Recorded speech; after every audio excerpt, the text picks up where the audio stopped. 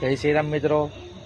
તો મેં જ્યારથી બ્લોગ બનાવવાનું ચાલુ કર્યું છે ત્યારથી મારા અમુક ભાઈબંધો જે છે મારા ફ્રેન્ડ સર્કલમાં એ મારો મજાક ઉડાડે છે કે આ ગાંડો થઈ ગયો છે, કે આ પાગલ થઈ ગયો છે, કે આ ધર્મેશ કેવી કેવી વિડીયો બનાવે છે। તો આ લોકોને હું એક જ વસ્તુ કહેવા માંગીશ કે તમે મને કંઈ બી કહી દો, જે કહેવું કહી દો, મને કોઈ ફરક પડતો નથી।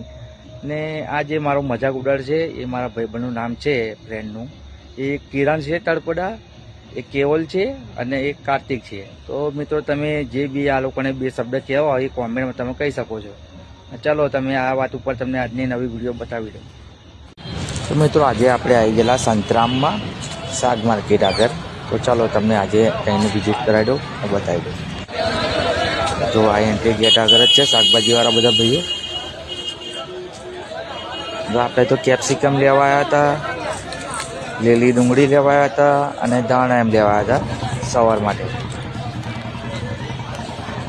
તો મિત્રો તમારે પણ શાકભાજીમાં શું શું લાવવું છે કોમેન્ટમાં અવશ્ય જણાવજો। હું પછીના વિડીયોમાં ચોક્કસ તમારી જોડે પહોંચાડી દઈશ। કોમેન્ટમાં જણાવજો કોને શું જોઈએ છે। કારેલા